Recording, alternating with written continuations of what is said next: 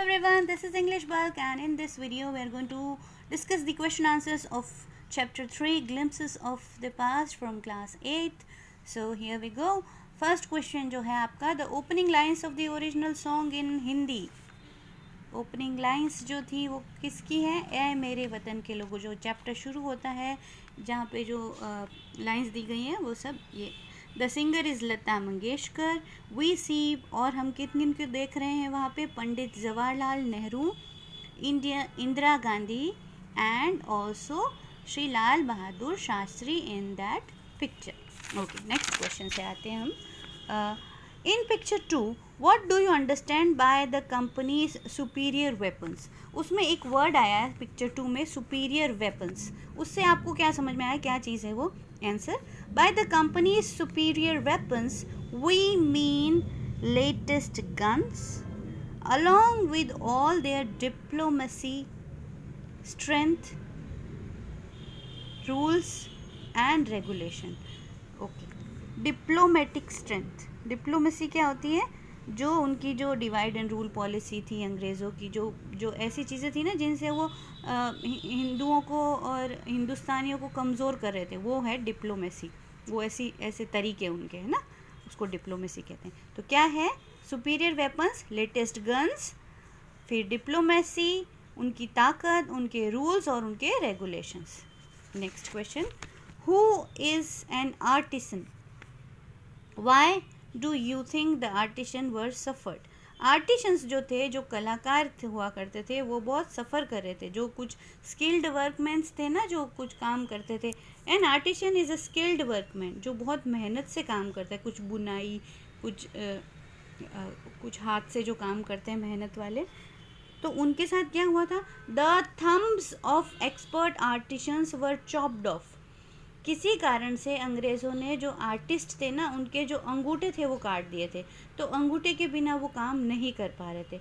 जैसे सुई से कोई एम्ब्रॉयडरी कर रहा है तो उसका ही अंगूठा काट देंगे तो सुई पकड़ेगा कैसे, है ना? तो इसी तरह से तो वो सब चॉप कर दिए गए थे, thumb, so that they could not make good things any more, ताकि वो और चीज़ें नहीं बना पाए और जो भारत के लोग हैं उनको बाहर की चीज़ें खरीदनी पड़े. Next, Thus the Indian had to buy British product. तो इसी कारण इंडियंस को ब्रिटिश चीज़ें खरीदनी पड़ती थी. नेक्स्ट जो था हमारा क्वेश्चन, उसका आंसर है picture 7 in my opinion reveals the first spark of revolt. Picture 7 जो है उसमें मंगल पांडे दिख रहे हैं हमको, है ना? तो ऐसा दिख रहा है कि मंगल पांडे जो है अ सिपाही, उसमें एक सिपाही दिख रहा है, sipahi Mangal Pandey attacked the British officer of the regiment. में दिख रहा है कि एक सिपाही है, उसने जो है अटैक किया था, मंगल पांडे जी ने अटैक किया था एक ब्रिटिश रेजिमेंट में. तो वो जो था सबसे ज़्यादा पहला ऐसा था, म्यूटिनी वॉर कहते थे उसको.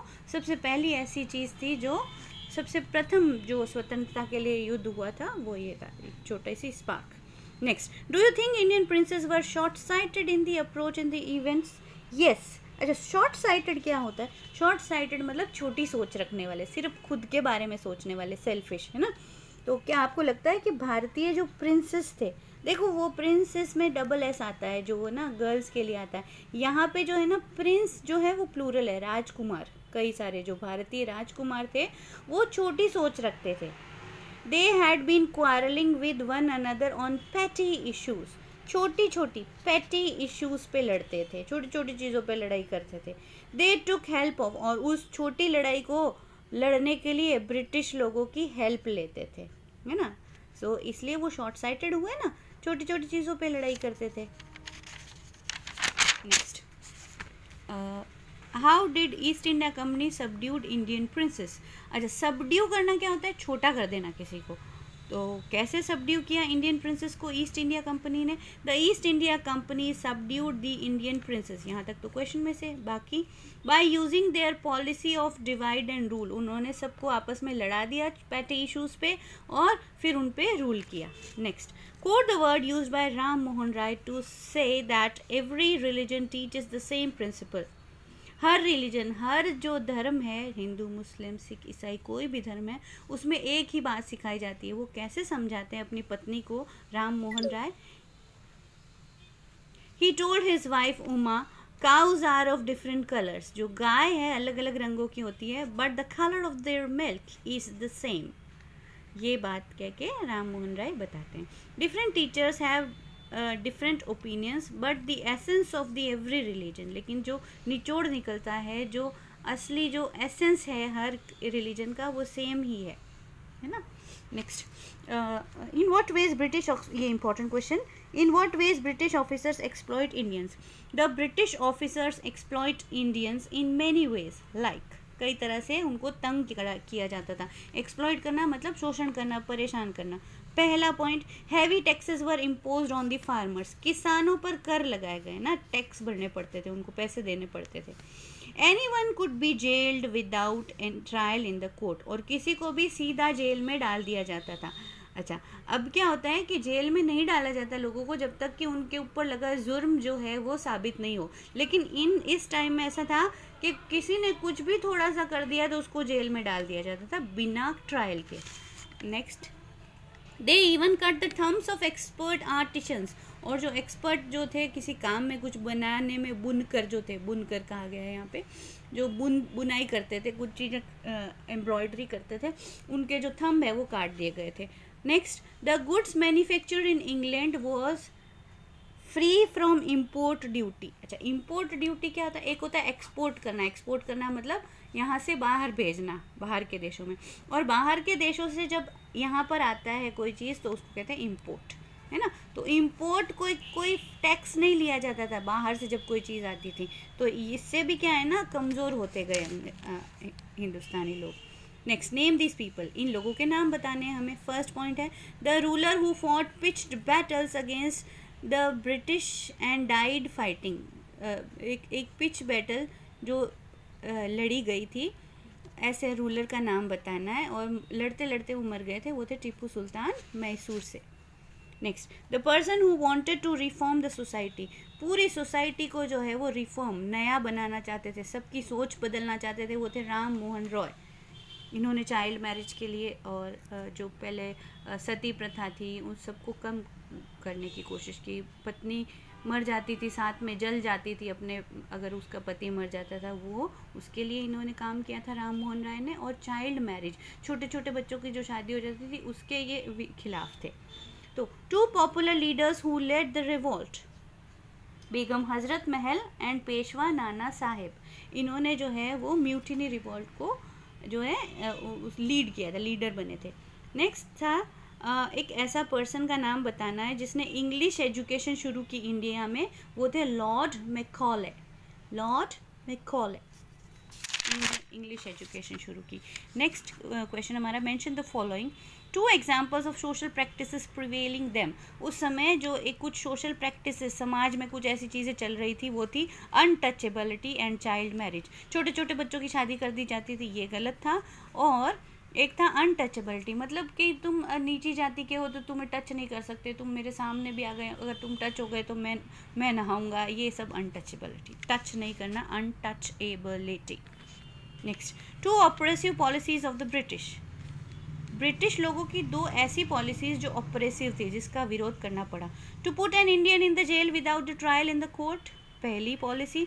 To impose heavy taxes on the farmers, दो ये थी कि एक तो बिना किसी ट्रायल के जेल में डाल दिया जाता था, है ना, बिना ट्रायल के.